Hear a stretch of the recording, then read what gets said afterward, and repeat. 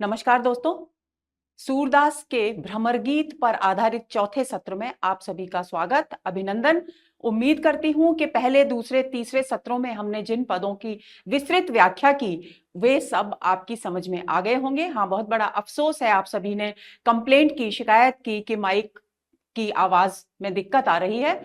अभी कोशिश की गई है कि कुछ सुधार किया जा सके, लेकिन फिर भी अगर थोड़ी बहुत दिक्कत है तो थोड़ा सा एडजस्ट कीजिए, क्योंकि मैं पहले ही 5 माइक बदल चुकी हूं।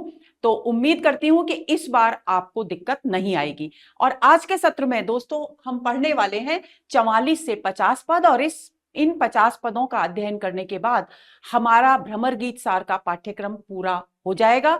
उसके बाद हम कवितावली पर चर्चा करेंगे। तो चलिए शुरू करते हैं। आज का पहला पद है दोस्तों, कहा लो कीजे बहुत बढ़ाई। यानी गोपियां उद्धव से कह रही हैं, ये व्यंग्य है, क्योंकि मैंने आपसे कहा था कि भ्रमर गीत में गोपियां जहां कहीं भी उद्धव से बात करती हैं अधिकांशतः वहां वक्रोक्ति होती है, व्यंग्य करती हैं वे। तो यहां इस पंक्ति में भी वे व्यंग्य कर रही हैं। वे कह रही हैं कि हे उद्धव, हम तुम्हारी कहां तक प्रशंसा करें। अब प्रशंसा करें का मतलब ये नहीं है कि वो सचमुच प्रशंसा करना चाहती हैं, वो व्यंग्य कर रही हैं। यानी तुम इतनी अजीब बात कर रहे हो, इतनी विचित्र बात कर रहे हो हम गोपियों के सामने, क्योंकि हम गोपियां कृष्ण की भक्त हैं और तुम हमें निर्गुण निराकार ईश्वर की आराधना करने का संकेत दे रहे हो, उपदेश दे रहे हो। ऐसी स्थिति में हम किन शब्दों में तुम्हारी तारीफ करें? ये व्यंग्य है। अति ही अगाध अपार अगोचर मनसा तहां न जाई, कि तुम बार बार इतने, जब से तुम आए हो ब्रज में, तब से तुम निरंतर हमें ये उपदेश दे रहे हो कि सगुण ईश्वर की आराधना को त्याग कर निर्गुण निराकार ईश्वर की आराधना प्रारंभ करो। और तुम स्वयं, जब हम तुमसे निर्गुण निराकार ईश्वर के विषय में प्रश्न करती हैं, तो तुम कहते हो कि वो अति अगाध है, यानी उसकी गहराई का पता नहीं लगाया जा सकता, उसकी था नहीं पाई जा सकती। यानी उसका स्वरूप इतना अद्भुत है और अनुपम है कि उसके विषय में पूरी तरह से अनुमान नहीं लगाया जा सकता, उसका पार नहीं पाया जा सकता। वो इंद्रियों के द्वारा गम्य नहीं है, यानी अदृश्य है, अगोचर है, यानी अदृश्य है, आंखों से दिखाई नहीं देता, और मन के द्वारा भी वहां नहीं पहुंचा जा सकता। मन के द्वारा वहां नहीं पहुंचा जा सकता, इसका क्या मतलब है कि हृदय में सगुण भक्ति के बाद जो प्रेम का आनंद उत्पन्न होता है, उस आनंद को अनुभव नहीं किया जा सकता। तो ऐसी स्थिति में गोपियां प्रश्न करती हैं कि जब तुम्हारा निर्गुण निराकार ब्रह्म अगाध है, अपार है, अगोचर है और मन के द्वारा भी अगम्य है, तो ऐसी स्थिति में हम भला उसकी आराधना कैसे करें? अब आगे वे अपनी बात को पुष्ट करने के लिए और भी दूसरी तरह तरह की बातें करती हैं और उद्धव से कहती हैं कि तुम कहते हो कि तुम्हारा निर्गुण निराकार इतना सामर्थ्यवान है कि वो जल के बिना तरंग यानी लहरें उत्पन्न कर सकता है, भीति यानी दीवार, दीवार के बिना चित्र बना सकता है। यानी जब तक कोई फलक नहीं होगा, कोई आधार नहीं होगा, तब तक चित्र नहीं बनाया जा सकता। और पुराने समय में जब ये कृति लिखी गई, उस समय दीवारों पर ही चित्र बनाए जाते थे। तो तुम कहते हो कि बिना दीवार के तुम्हारा निर्गुण निराकार ईश्वर इतना सामर्थ्यवान है कि वो चित्र बना सकता है और बिना चित्त के ही अपनी चतुराई का प्रमाण प्रस्तुत कर सकता है। यानी किसी भी कार्य को करने के लिए जिस साधन की, जिस उपादान की आवश्यकता होती है, उस उपादान के न होने पर भी तुम्हारा निर्गुण निराकार ईश्वर इतना सामर्थ्यवान है कि वो ये सब काम कर सकता है। लेकिन गोपियां कहती हैं कि हमें, हे उद्धव, तुम्हारी ये विचित्र सी लगने वाली जो बात है, ये बिल्कुल समझ में नहीं आ रही। जिसका कोई निराकार है, जो निर्गुण है, वो भला ये सारे कार्य करेगा कैसे? क्योंकि उसके पास तो हाथ, पैर, आंख, कान कुछ भी नहीं है और ना ही उसकी कोई आकृति है। आगे वे कहती हैं, अब ब्रज में अनरीति कछु यह ऊधो आनी चलाई, कि हमको तो ऐसा लगता है हे उद्धव कि तुमने ये अनरीति यानी ये नई परंपरा, ये नया रिवाज, कौन सा रिवाज? निर्गुण ब्रह्म की उपासना का रिवाज ब्रज के लिए इसलिए नया है दोस्तों, क्योंकि वहां सगुण ईश्वर के रूप में कृष्ण की उपासना की जाती है। हर घर के आराध्य कृष्ण हैं, हर जन जन के आराध्य कृष्ण हैं। तो उनके लिए निर्गुण निराकार ईश्वर की जो अवधारणा है वो पूरी तरह से नई है। तो उन्हें लग रहा है कि ये जिसका आकार नहीं है उसकी भला उपासना कैसे करें। इसलिए वो कहती है अनरीति। अनरीति का अर्थ हुआ एक नई परंपरा, एक विचित्र सी परंपरा कि तुमने तो हे उद्धव ब्रज में आकर के ये नई परंपरा चला दी है। कछु यह ऊधों आने चलाई, यानी तुमने हे उद्धव ब्रज में आकर एक नई परंपरा चला दी है, यानी तुम सगुण ईश्वर को त्याग कर निर्गुण ब्रह्म की उपासना का उपदेश दे रहे हो। रूप नरेख बदन बपु जाके संग न सखा सहाई, और तुम कहते हो कि हम उस सगुण को छोड़ दें जिसको हम देख सकते हैं, जिसको हम अनुभव कर सकते हैं, जिसके साथ हम क्रीड़ाएं कर सकते हैं, जबकि तुम्हारा निर्गुण निराकार ईश्वर निराकार है, उसकी ना कोई रूप है, ना उसकी कोई आकृति है, न उसका बदन, बदन का मतलब है मुख। संस्कृत में एक शब्द होता है दोस्तों वदन, और उसका यहां पर ये तद्भव बदन हो गया है ब्रज भाषा में। तो बदन का मतलब है मुख, और बपु का अर्थ है शरीर। यानी गोपियां कहती हैं कि तुम्हारा निर्गुण निराकार ब्रह्म ऐसा है जिसका कोई रूप नहीं है, जिसकी कोई आकृति नहीं है, जिसका मुख नहीं है, जिसका शरीर नहीं है, और जिसके साथ सखा यानी मित्र शोभायमान नहीं होते, यानी जिसके साथ कोई सखा नहीं है। ये सब बातें क्यों कह रही हैं गोपियां? इसलिए कह रही हैं क्योंकि कृष्ण के पास ये सब कुछ है। तो वे तुलना कर रही हैं सगुण और निर्गुण ईश्वर की। तो वो कहती हैं क्योंकि कृष्ण के पास सुंदर रूप है, उनके पास सुंदर चंद्रमा के समान सुंदर मुख है, तन है, और उनके साथ हमेशा उनके सखा शोभायमान होते हैं। तो उनसे तुलना करती हुई वो इन बातों की ओर उद्धव का ध्यान आकर्षित करना चाहती हैं कि तुम हमसे ऐसे ब्रह्म की उपासना करने की बात कर रहे हो जिसका ना कोई आकार है, न मुख है, न शरीर है, और न जिसके साथ कोई मित्र शोभायमान, कोई सखा शोभायमान होते हैं। ता निर्गुण सो प्रीति निरंतर क्यों निबहरी माई। हे माई, जैसे गांव में जब भी कभी स्त्रियां बात करती हैं तो हाय दैया, अरी मैया, ये ब्रज में रिवाज है। इस तरह के तकिया कलाम वहां बहुत स्त्रियों के द्वारा इस्तेमाल किए जाते हैं। तो ये री माई जो शब्द है वो हाय दैया का सूचक है। को तो वो माई कहकर संबोधित नहीं करेंगे, और कुछ एक पुस्तकों में ये शब्द भाई भी मिलता है। लेकिन शुक्ल जी की जो प्रति मेरे पास है भ्रमर गीत, उसमें माई शब्द है। तो आप इस बात को इस तरीके से ग्रहण करें कि वे कहते हैं कि अरे मैया, ये बात सुनकर हे उद्धव हम तो चौंक गए हैं। क्यों? क्योंकि हमें नहीं समझ में आ रहा कि तुम्हारे उस निर्गुण निराकार ईश्वर से हम प्रेम का निर्वाह कैसे करेंगी। क्यों? क्योंकि उसे ना तो हृदय में उस स्थापित कर सकते हैं, ना देख सकते हैं, ना उसकी कोई आकृति है, ना उसका कोई सुंदर मुख है, ना उसके साथ कोई सखा शोभायमान होते हैं, ना उसका सुंदर शरीर है, ना वो क्रीड़ाएं करता है। ऐसी स्थिति में क्योंकि इन सभी बातों को देखकर, इन सभी लीलाओं को देखकर कृष्ण के प्रति उनके मन में प्रेम जागृत हुआ था। तो वे कहती हैं कि उद्धव तुम हमें ये स्पष्ट रूप से बताओ कि उस निर्गुण निराकार ईश्वर जिसका तन नहीं है, जिसको मन से दया नहीं जा सकता, जिसका मुख नहीं है, जो क्रीड़ाएं नहीं करता, उसके प्रति हम अपने प्रेम का निर्वाह कैसे करेंगे, यानी कैसे निभाएंगी हम उसके प्रति अपने प्रेम को। मन चुभी रही माधुरी मूरत रोम रोम अरुझाई। इतने सारे तर्क देने के बाद अंततः वही बात एक गोपियों की आ जाती है। वो कहती हैं हे उद्धव, हम तो श्री कृष्ण के प्रेम के कारण विवश हैं। क्यों? क्योंकि हमारे मन में तो श्री कृष्ण की माधुरी यानी सुंदर मूर्ति स्थापित है, और उस सुंदर मूर्ति को के स्थापित होने के कारण हम उसे किसी भी स्थिति में अपने हृदय से निकालने में समर्थ हैं ही नहीं, यानी हम उसे निकाल ही नहीं सकती, क्योंकि वो मूर्ति अब अच्छी तरह से, यानी श्री कृष्ण अच्छी तरह से हमारे हृदय में विराजमान हो चुके हैं। और रोम रोम अरुझाई, और हमारे शरीर का रोम रोम उनके प्रेम में अरुझाई उलझा हुआ है, यानी हमारे शरीर रोम रोम में उनके प्रति प्रेम का भाव विद्यमान है। हों बलि गई सूर प्रभुता के जाके श्याम सुखदाई। आगे गोपियां कहती हैं, सूरदास जी कहते हैं कि गोपियां उद्धव से कहती हैं कि जो श्याम को सुखदायक मानते हैं, जो श्याम को कल्याणकारी मानते हैं, सुखदायक मानते हैं, सुखदायक यानी सांसारिक सुख नहीं, आनंद देने वाला मानते हैं, उन पर तो हम बलिहारी जाती हैं, यानी उन पर हम अपने आप को न्यौछावर करती हैं। यानी ये प्रेम की पराकाष्ठा है दोस्तों। गोपियां कह रही हैं कि वे कृष्ण से इतना प्रेम करती हैं कि जो कृष्ण से प्रेम करते हैं उनसे भी वे उतना ही प्रेम करती हैं, उन पर अपने आप को न्यौछावर करने के लिए भी तैयार हो जाती हैं। यानी इस पंक्ति के द्वारा उनके प्रेम की गहनता अभिव्यक्त की हो रही है। मन चुभी रही माधुरी मूरत, यहां पर अनुप्रास अलंकार है और रोम रोम में पुनरुक्ति है, और ये माई यहां पर प्रश्न है। आगे चलते हैं।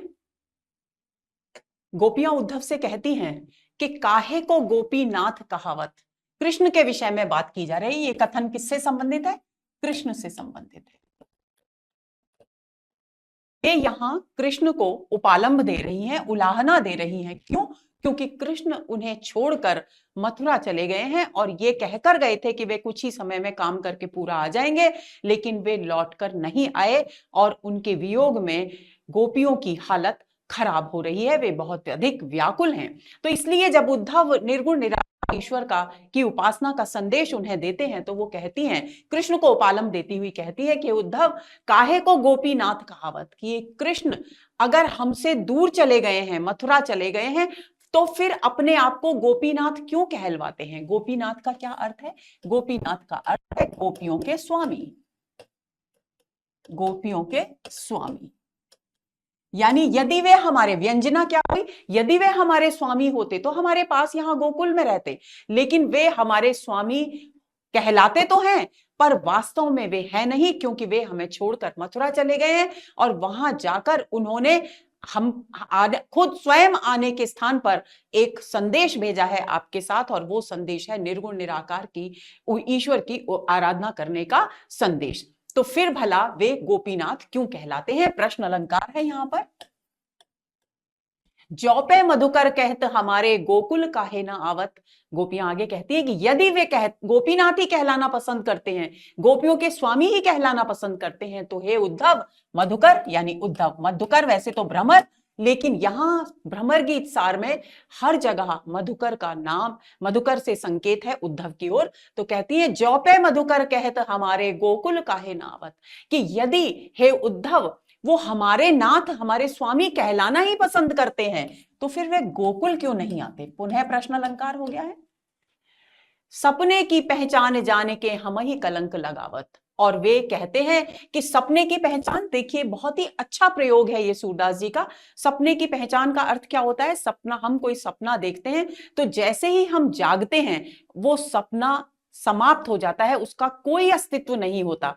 उसी तरह से यहां पर पहचान यानी कृष्ण और गोपियों के संबंध के लिए गोपियां कह रही हैं कि उन्होंने हमारे साथ जो प्रेम का संबंध जोड़ा था उसे सपने की पहचान की तरह छोड़ दिया, यानी अवास्तविक मानकर छोड़ दिया। जिस तरह से सपना जागने पर समाप्त हो जाता है, नष्ट हो जाता है, अस्तित्वहीन हो जाता है, उसी तरह से हमें लगता है कि मथुरा जाकर वे इतने अपने आप में, अपने राज कार्य में व्यस्त हो गए हैं कि वे हमारे संबंध को सपने की पहचान की तरह, हमारे प्रेम को भूल गए हैं। जाने के हम ही कलंक लगावत। तो एक और तो कृष्ण सपने की पहचान समझकर भूल गए हैं हमारे प्रेम को, दूसरी ओर स्वयं को कहलाते हैं गोपीनाथ। तो जब वे गोपीनाथ कहेंगे और हम हैं पतिव्रता स्त्रियां, लेकिन वो रहेंगे मथुरा में, तो हम इस समाज में कलंकित होंगे। तो भला ये कृष्ण गोपीनाथ कहलाकर या तो हमारे पास आकर रहें तो हमारी मर्यादाएं भी सुरक्षित रहेंगी, हमारा प्रेम भी सुरक्षित रहेगा और कृष्ण का ये नाम भी गोपीनाथ कहलाना सार्थक रहेगा। लेकिन यदि वे मथुरा में रहकर गोपीनाथ कहलाएंगे तो इसका मतलब है कि हमारी मर्यादा के विपरीत कार्य होगा, हमें कलंक लगेगा, क्योंकि सामाजिक मर्यादा के विरुद्ध है ये बात कि हम कोई अन्य पुरुष किसी अन्य स्त्री का पति कहलाए, और जबकि वास्तव में वो उसके साथ रहता ना हो। तो वो कहती हैं कि प्रेम, हमारे प्रेम को उन्होंने सपने की पहचान की तरह भुला दिया है। और फिर भी वे अपने आप को गोपीनाथ कहलाकर हमें कलंकित करते हैं, हमारी मर्यादा पर प्रश्न चिन्ह लगाते हैं। जौपे श्याम कुबरी रीझे सोबिन नाम धरावत। और फिर हम सुन रही हैं कि श्री कृष्ण जो हैं वो कुब्जा पर मुग्ध हो गए हैं, कुब्जा के साथ निरंतर रंगरेलियां मनाते रहते हैं, रास लीलाएं मनाते रहते हैं। तो फिर हे उद्धव, वे भले ही कुब्जा के साथ रासलीला मनाएं, तो फिर अपना नाम कुब्जानाथ क्यों नहीं रखते? सो बिन नाम धरावत, यानी उन्हें नाम कुब्जानाथ नाम ही रख लेना चाहिए, गोपीनाथ नाम का प्रयोग करना गलत है। यहां भी प्रश्न अलंकार। ज्यो गजराज काज के अवसर और दसन दिखावत, के कृष्ण का ये जो दोहरा व्यक्तित्व है कि वे गोपीनाथ भी कहलाना चाहते हैं, हमारे पास भी नहीं रहना चाहते, कुब्जा के साथ रासलीला भी करना चाहते हैं, ये तो ऐसी ही बात हो गई जैसे हाथी के दांत खाने के और दिखाने के, और लोकोक्ति का प्रयोग यहां पर किया गया है। ज्यो गजराज, जिस प्रकार गजराज यानी हाथी काम के समय अपने दूसरे ही दांत दिखाता है और खाने के दांत दूसरे होते हैं, तो उसी तरह से कृष्ण स्वयं को गोपीनाथ कहलाना तो पसंद करते हैं, लेकिन हमारे साथ यहां ब्रज में रहने के इच्छुक हमें दिखाई नहीं देते, यानी उनका ये व्यक्तित्व दोहरा व्यक्तित्व है। तो इसमें ज्यो गजराज इस उदाहरण अलंकार हो गया है। गजराज के उदाहरण के द्वारा और एक बहुत सुंदर ब्रज की लोकोक्ति का यहां पर प्रयोग किया गया है। उदाहरण अलंकार के द्वारा, गजराज के उदाहरण के द्वारा कृष्ण के व्यवहार की पुष्टि की गई है। कहन सुनन को हम है ऊधो सूर अंत बिरमावत। और ये कैसा कृष्ण का स्वभाव है। सूरदास जी कहते हैं कि गोपियां उद्धव से प्रश्न करती हैं कि ये कैसा कृष्ण का स्वभाव है कि कहने सुनने के लिए तो हम हैं, कहने सुनने के लिए हम है का अर्थ क्या हुआ? कहने सुनने के लिए हम है का अर्थ है कि नाम तो वे गोपीनाथ रखवाएंगे, लेकिन बिरमावत, यानी बिरमावत का वैसे तो शाब्दिक अर्थ है विश्राम करना, लेकिन यहां पर उसका भावा भी व्यंजना होगी आनंद करना। तो कहते हैं कि कहने सुनने के लिए, यानी नाम तो हमारा रखेंगे, गोपीनाथ कहलाएंगे, और सूर अंत, अंत का मतलब समाप्ति नहीं है, अंत का मतलब है कहीं और, किसी और स्थान पर, और आनंद किसी और स्थान पर करेंगे। सांकेतिक अभिव्यक्ति क्या है कि आनंद तो मथुरा में कुब्जा के साथ करेंगे, रंगरेलियां रासलीला कुब्जा के साथ करेंगे, और नाम कुब्जा नाथ नहीं रखेंगे, नाम रखेंगे गोपीनाथ। यानी ये दोनों कथन यहां पर स्पष्ट हो गए। कहने सुनने के लिए का अर्थ है कि नाम हमारे नाम के आधार पर रखा जाएगा, लेकिन वे रासलीला कुब्जा के साथ यानी कहीं अन्य जाकर के करेंगे। सूर अंत अन्य का अर्थ है मथुरा में कुब्जा के साथ। आगे चलते हैं। अगला पद, अब कत सुरति होती है राजन, दिन दस प्रीत करी स्वार्थ हित रहत आपने काजन। गोपियां कहती हैं उद्धव से कि अब तो श्री कृष्ण मथुरा में चले गए हैं, उन्होंने कंस का वध कर दिया है, वे वहां के राजा हो गए हैं, तो अब तो राजा हो गए हैं, तो राजा होने के बाद भला उन्हें हमारी जैसी अनपढ़ गंवार गोपियों की याद क्यों आएगी? सुरति यानी स्मृति, कत क्यों, कहां।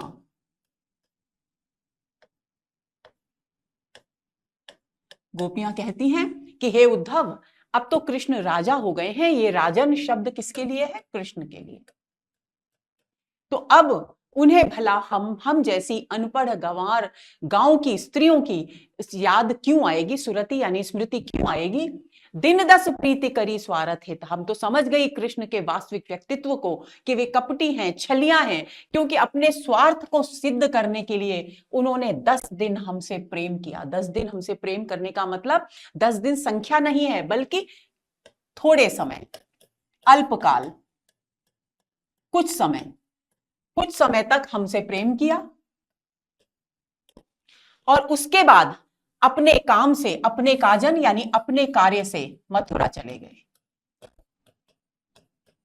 अपने कार्य से मथुरा चले गए, इसमें व्यंजित है कि हमें छोड़कर, प्रेम कर किया कुछ समय तक और उसके बाद हमें छोड़कर अपने कार्य से मथुरा चले गए। व्यंजित है कि वे लौटकर गोकुल नहीं आए।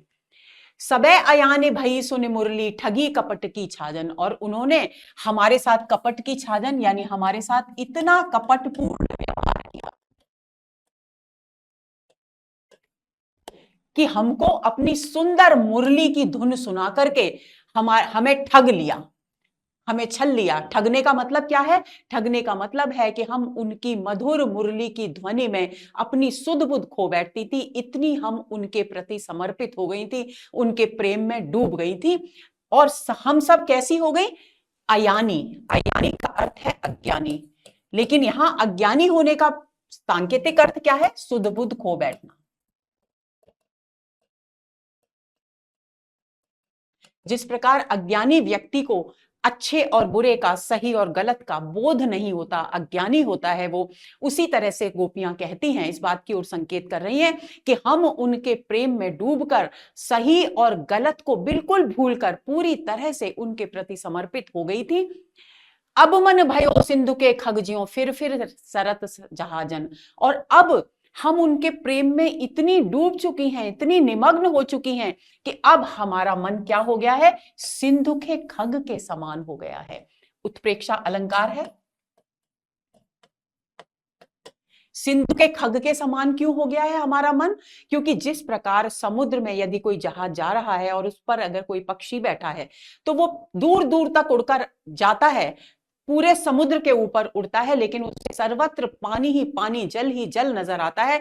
कहीं कोई दूसरा वृक्ष या कोई ऐसी चीज दिखाई नहीं देती जिस पर कि वो बैठ सके। तो घूम फिर कर वो वापस उसी जहाज पर आ जाता है, जहाजन यानी उसी जहाज पर, सरत यानी लौटता है, उसी जहाज पर लौट कर आता है। तो जिस तरह से समुद्र का पक्षी चारों ओर चक्कर लगाकर पुनः उसी जहाज पर लौट कर आता है, क्योंकि उसे अन्य कोई उपयुक्त स्थान मिलता ही नहीं, उसी तरह से हम श्री कृष्ण के प्रेम में इतनी डूब गई हैं कि हम चाहें भी तो हमारा मन चारों तरफ से घूम फिरकर पुनः सिंधु के खग की तरह जहाज यानी श्री कृष्ण की ओर लौट आता है। प्रश्न पूछा जा सकता है कि जहाजन से क्या सांकेतिक अर्थ है? सरत जहाजन यानी कृष्ण।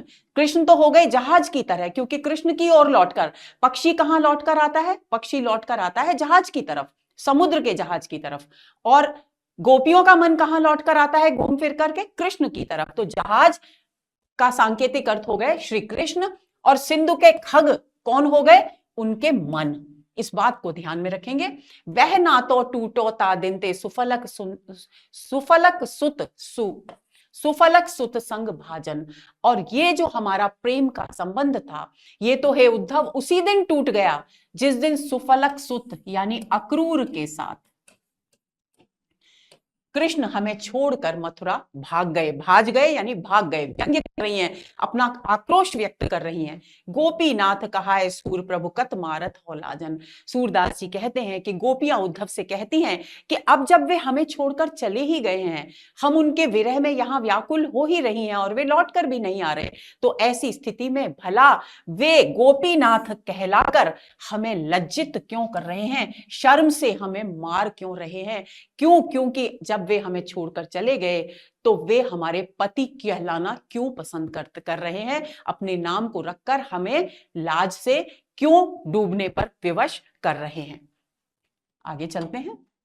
पद है लिखी आई ब्रजनाथ की छाप, बांधे फिरत शीस ऊधों देखत आवे ताप। गोपियां उद्धव से कहती हैं, आपस में बातचीत कर रही हैं और उद्धव सामने हैं। वो कह रही हैं कि देखो ब्रजनाथ की चिट्ठी आई है, लिखी हुई चिट्ठी आई है, और वो चिट्ठी कैसी है? उस पर ब्रजनाथ की छाप है, यानी मोहर लगी हुई है। यानी ये पक्का इस बात का प्रमाण है कि ये जो निर्गुण निराकार ईश्वर का की आराधना करने का जो पत्र, जो संदेश भेजा गया है, जिसे उद्धव लेकर आए हैं, वो ब्रजनाथ यानी श्री कृष्ण के द्वारा भेजा गया है। ब्रजनाथ का अर्थ आप सभी समझ गए होंगे, कृष्ण है। तो लिखी आई ब्रजनाथ की छाप। एक गोपी दूसरी गोपी से कहती है कि हे सखी देखो, ब्रजनाथ ने, श्री कृष्ण ने लिखित रूप में पत्र भेजा है और उस पत्र पर उनकी मोहर भी है। बांधे फिरत, और ये पत्र कैसा है? इसको बांधे फिरत शीश पर ऊधो, उद्धव अपने शीश पर यानी अपनी पगड़ी में, अपने साफे में संभाल कर रखे हुए हैं। क्यों संभाल कर रखे हुए? क्योंकि पुराने समय में दोस्तों ये होता था कि जिस किसी भी चीज को संभाल कर रखना होता था उसे पुरुष अपनी पगड़ी में संभाल कर रख लिया करते थे, क्योंकि पगड़ी उनके शीश पर हमेशा रहती थी और वहां से कोई भी वस्तु इधर से उधर नहीं हो सकती थी। तो उसी बात को, उसी लोक प्रचलित जो रीति रिवाज था, हैं, यहाँ सूरदास जी कहते हैं, गोपियां कहती हैं कि ये जो चिट्ठी आई है उसे अपने सिर पर ऊधो धारण कर रखे हैं, ऊधो ने अपने सिर पर यानी अपनी पगड़ी में सुरक्षित रखा हुआ है ताकि ये महत्वपूर्ण पत्र उनसे कहीं खो न जाए। और ये पत्र ऐसा है हे सखी कि देखत आवे ताप, इसको देखकर हमें ताप बुखार सा चढ़ रहा है, ज्वर चढ़ रहा है, क्योंकि किसी भी काम का दोस्तों बहुत बोझ होता है तो हमें लगता है ना कि इस काम को तो देखकर ही हमें बुखार आ रहा है, यानी इस काम को कैसे किया जाएगा, बुखार आ रहा है से मतलब है कि हम अपने आप को अंदर से तैयार नहीं कर पा रहे, हम इतना अपने आप को सामर्थ्यवान नहीं समझ पा रहे। ऐसे ही गोपियों को डर लग रहा है अंदर से कि न जाने इस पत्र में क्या लिखा है, तो देखत आवे ताप, इसको देख रहे हैं हम कि ये उद्धव की पगड़ी में रखा हुआ है और इसको देख करके ही हमें बुखार सा चढ़ रहा है। नूतन रीति नंद नंदन की घर घर दीजत थाप। अब जब से नंद नंदन यानी नंद के पुत्र श्री कृष्ण राजा हुए हैं, तब से उनकी नई परंपरा शुरू हो गई है, रीति परंपरा। क्या परंपरा शुरू हो गई है कि उन्होंने उद्धव को संदेशवाहक बनाकर निर्गुण निराकार ईश्वर की आराधना करने का जो उपदेश भेजा है, उसे उद्धव हर घर पर थाप यानी दस्तक देकर, हर दरवाजे पर दस्तक देकर उस उपदेश को, निर्गुण निराकार ईश्वर की आराधना करने के संदेश को दे रहे हैं। अभिप्राय ये है, इसका मतलब ये बिल्कुल नहीं है दोस्तों कि सचमुच उद्धव घर घर जा रहे थे, बल्कि इसका सांकेतिक अर्थ, इसका व्यंजित अर्थ ये है कि गोकुल के प्रत्येक व्यक्ति को वे ये संदेश दे रहे हैं और बार बार दे रहे हैं ताकि वे इस बात को मानने के लिए तैयार हो जाएं, सहमत हो जाएं। हरि आगे कुब्जा अधिकारी ताते है यह दाप। लेकिन गोपियों का प्रेम कृष्ण के प्रति इतना अद्भुत है, इतना गहन है, एकनिष्ठ है कि वे ये मानने को तैयार नहीं है कि कृष्ण की मोहर है पत्र में।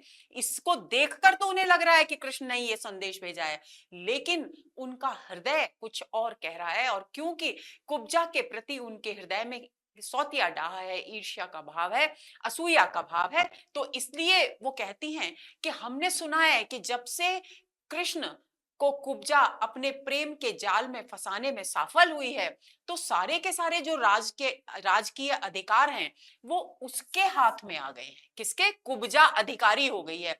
यानी कृष्ण तो नाम मात्र के शासक हैं, वास्तविक अधिकार किसके हाथ में है? कुब्जा के हाथ में है। और इसी कारण उसे ये अहंकार हो गया है, अभिमान हो गया है। किसको? कुब्जा को। और इसकी व्यंजना क्या हुई? इसकी व्यंजना ये हुई कि ये जो पत्र आया है जिस पर ब्रजनाथ की मोहर लगी हुई है, ये पत्र कृष्ण ने नहीं भेजा, क्योंकि वे तो ऐसा कर ही नहीं सकते। ये जो पत्र है वो कुब्जा ने कृष्ण की मोहर लगाकर भेजा है ताकि वो हमें कृष्ण से दूर कर सके, हमारे हृदय से कृष्ण को दूर कर सके।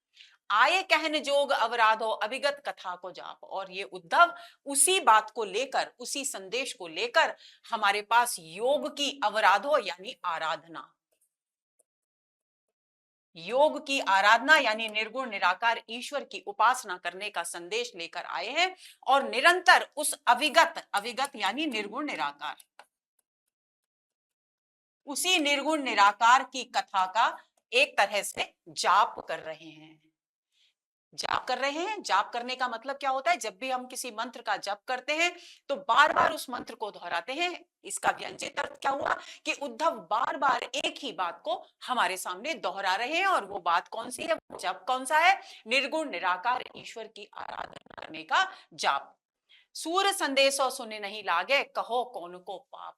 गोपियां सूरदास कहते हैं कि गोपियां उद्धव से कहती हैं कि इस इतने अजीब से संदेश को सुनकर, जिसमें निर्गुण निराकार ईश्वर की आराधना का संदेश दिया गया है, सगुण ईश्वर को छोड़ने का, त्यागने का संदेश दिया गया है, इसे सुनकर भला बताओ किसे पाप नहीं लगेगा? अर्थात ब्रज के हर व्यक्ति को पाप लगेगा, गोपियों को पाप लगेगा। क्यों? क्योंकि वे श्री कृष्ण के प्रेम में आकंठ डूबी हैं, उन्हें अपना पति मान चुकी हैं, उनके प्रति अपना सर्वस्व अर्पित कर चुकी हैं। तो जब वे निर्गुण निराकार को किस रूप में ले रही है? पर पुरुष के रूप में, पर पुरुष के विषय में सुनेंगी तो उन पर कितना पाप लगेगा, क्योंकि ये उनके पातिव्रत धर्म की मर्यादा के खिलाफ होगा।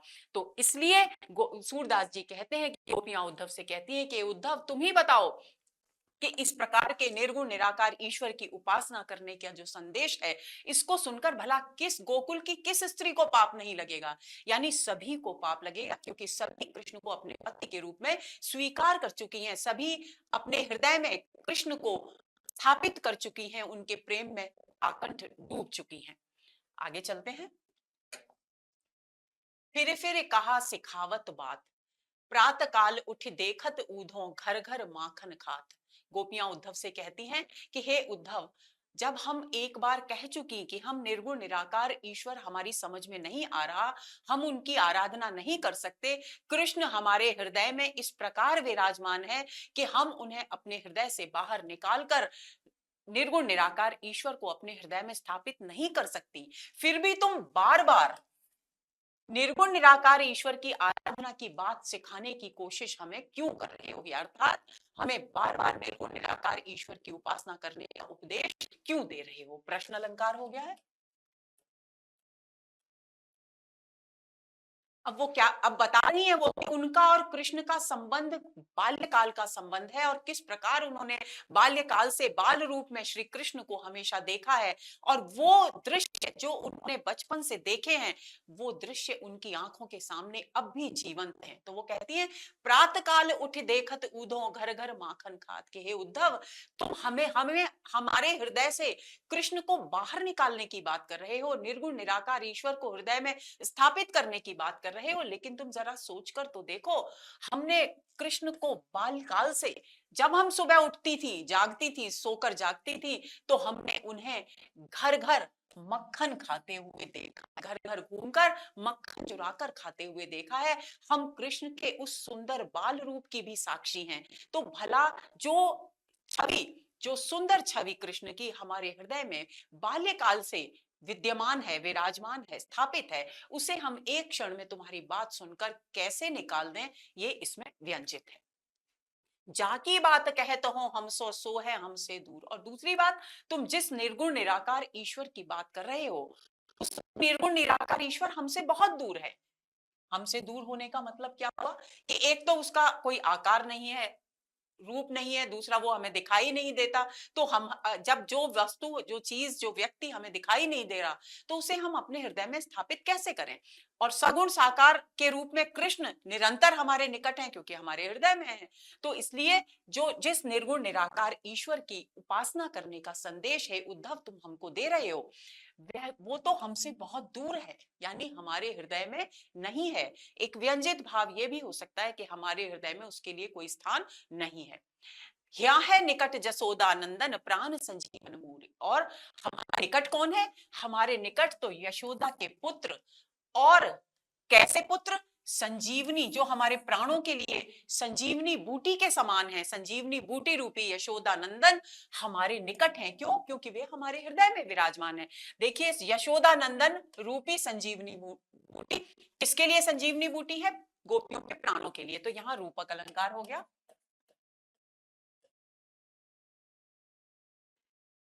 बालक संग लये दधि चोरत खात खवावत डोलत। और हमने कृष्ण को किस रूप में देखा है, और आज भी हमारे सामने वो दृश्य जीवंत है कि हम बच्चों के साथ उनको, श्री कृष्ण को, उनके सखाओं, बाल सखाओं के साथ दधी यानी दही चुराते हुए और स्वयं खाते हुए और अपने साथ सखाओं को खिलाते हुए और इधर उधर गोकुल में घूमते हुए हम देखा करती थी। और आज भी वो दृश्य हमें ऐसा लगता है मानो हमारे सामने जीवंत है, यानी अभी घटित हो रहा है, जबकि कृष्ण अभी गोकुल में नहीं है, मथुरा चले गए हैं।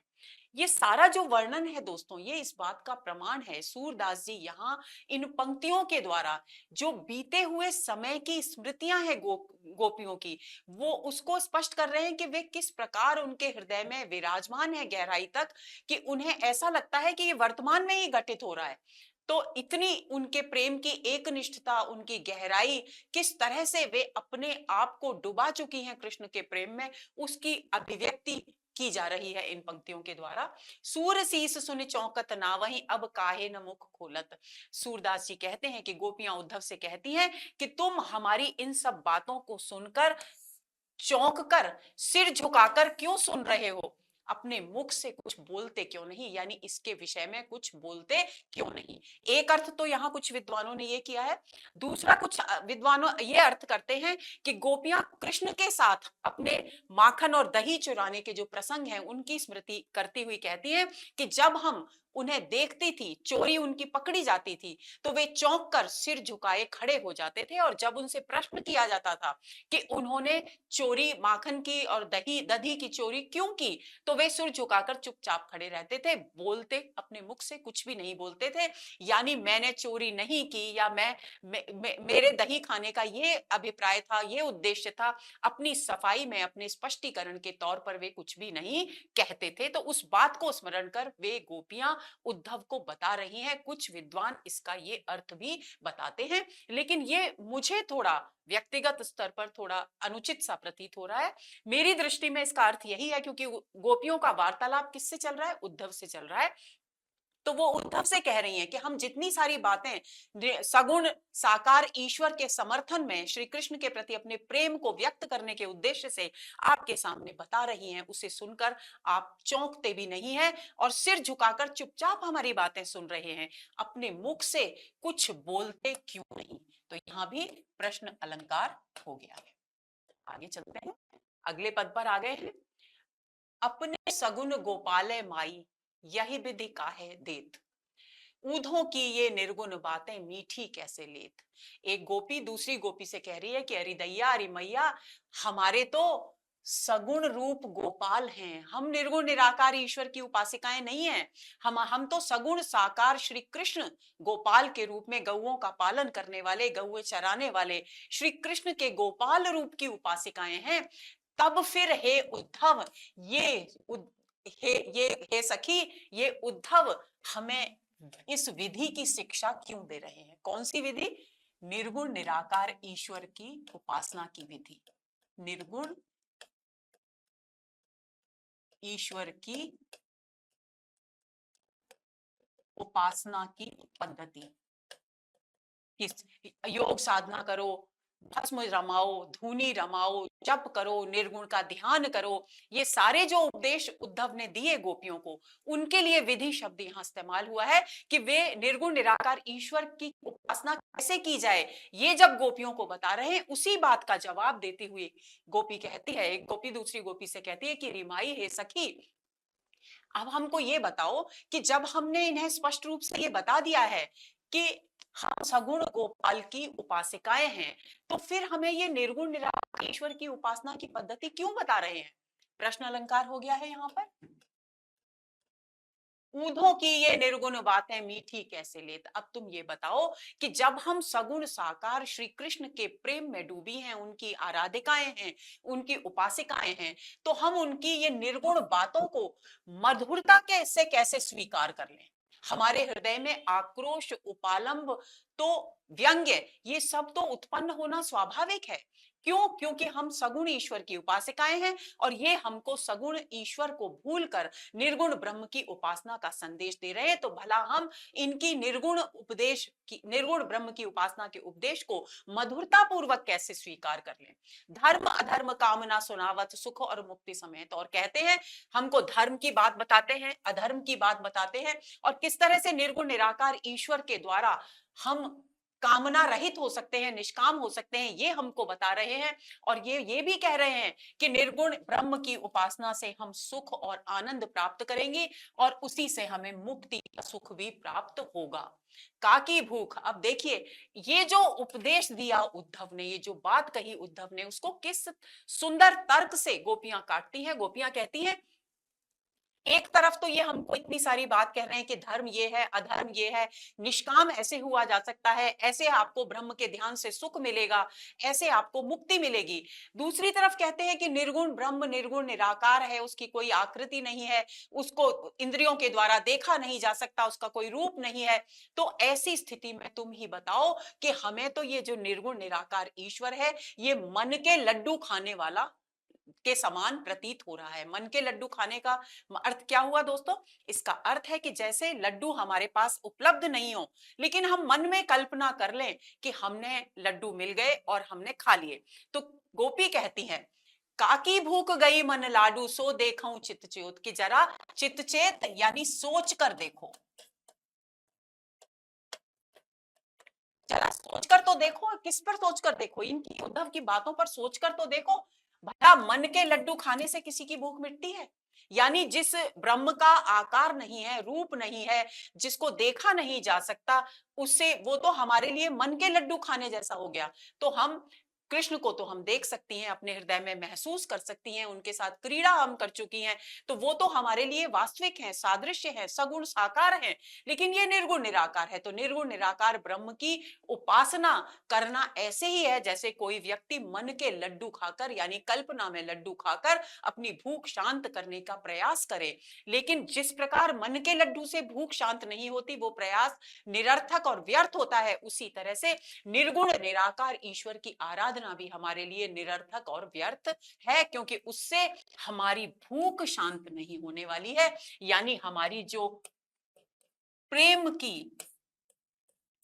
भूख है, कृष्ण से, कृष्ण के प्रेम में डूबकर जो आनंद प्राप्त करने की हमारी भूख है, वो हमारी शांत नहीं होने वाली है। सूर श्याम तज को भुस भटके मधुप तिहारे हेत। अब आगे गोपियां उद्धव से कहती हैं कि हे मधु तुम ही बताओ, हे उद्धव तुम ही बताओ कि तुम्हारे लिए कौन श्याम को यानी श्री कृष्ण को तज यानी छोड़कर, या कौन ऐसा है जो तुम्हारे हेत, तिहारे हेत यानी तुम्हारे लिए, श्री कृष्ण को छोड़कर भुस फटकने का व्यर्थ कार्य करे। देखिए दोस्तों, ये पद बहुत महत्वपूर्ण है। इसमें एक तो ये अंश है, इस पर प्रश्न पूछा जा सकता है इस पंक्ति पर। दूसरा, भुस फटकने पर प्रश्न पूछा जा सकता है। भुस फटकने का व्यंजित अर्थ क्या है? देखिए दोस्तों, क्या होता है कि जब अनाज में भूसा शामिल होता है, तो हम फटक कर भूसे को अलग करते हैं, और गेहूं गेहूं मान लीजिए हम गेहूं साफ कर रहे हैं, तो गेहूं को हम अलग इकट्ठा करते हैं ताकि हम उसे खाने के काम में ला सकें। तो वो तो हुआ गेहूं, यानी हमने सार तत्व को ले लिया और भूस को हटाकर फटक दिया यानी हटा दिया। अब यहां बात हो रही है गेहूं को, अनाज को फटकने की बात नहीं हो रही, बल्कि भुस को फटकने की बात हो रही। तो भुस तो स्वयं ही निरर्थक है, उसे फटकने से कोई सार तो मिलने वाला है नहीं। तो व्यंजना क्या हुई कि जिस प्रकार भुस फटकने से कुछ भी सार प्राप्त नहीं होता, उसी तरह से निर्गुण निराकार ईश्वर की आराधना करने का कार्य भी निरर्थक होगा, क्योंकि उससे हमें, उस आराधना से हमें कृष्ण के द्वारा मिलने वाला जो प्रेम है वो प्राप्त नहीं होगा, और वो प्राप्त नहीं होगा तो हमारे लिए सब कुछ बेकार है, यानी हमारे लिए वो भुस फटकने के समान है। तो कृष्ण की निर्गुण निराकार ईश्वर की आराधना, निर्गुण ईश्वर की जो आराधना, उसे भुस फटकने के समान बताया गया है। तो पूछा जा सकता है कि भुस फटकने का यहाँ सांकेतिक अर्थ क्या है?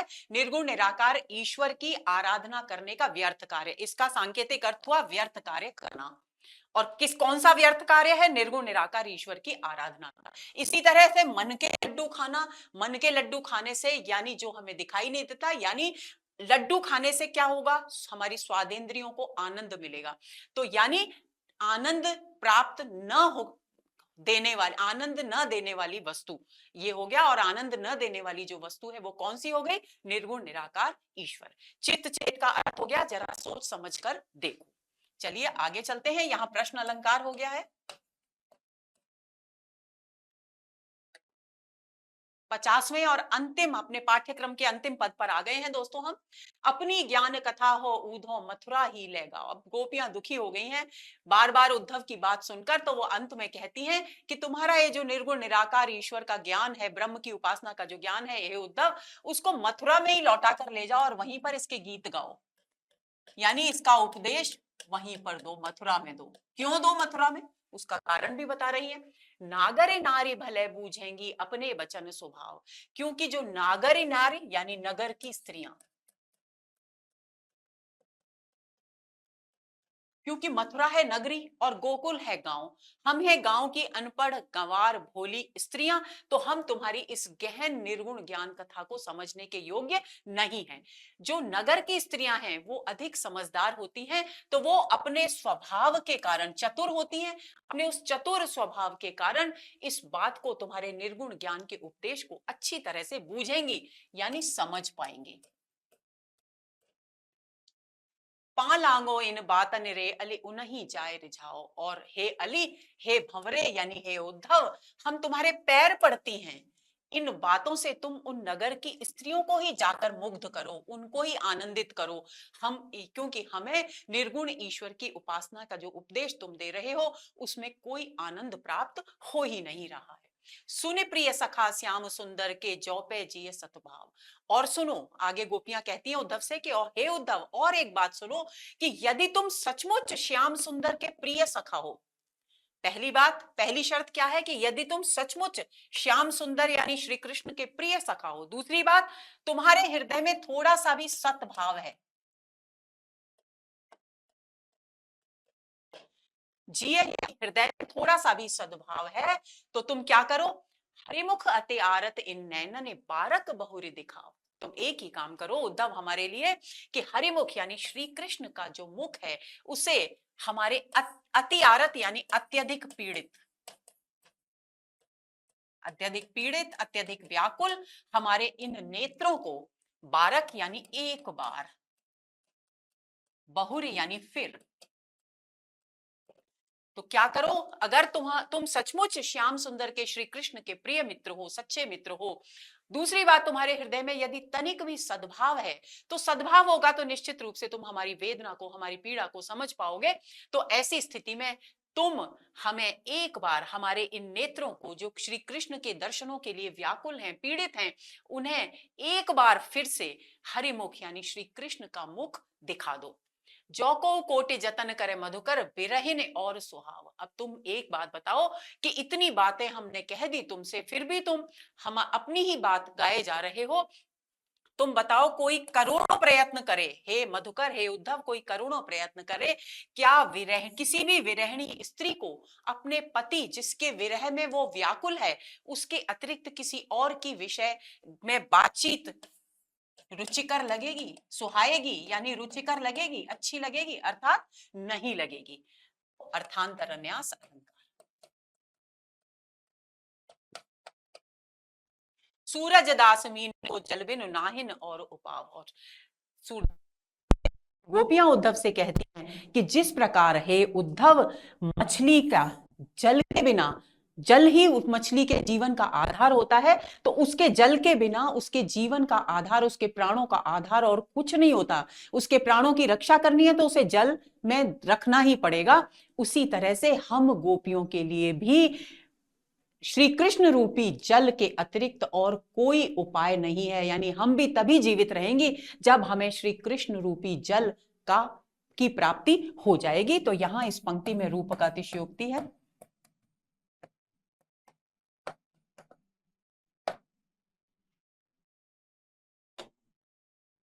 ये हुआ दोस्तों हमारा आज का सत्र, और हमारा भ्रमर गीत सार का जो पाठ्यक्रम है वो पूरा हो चुका है।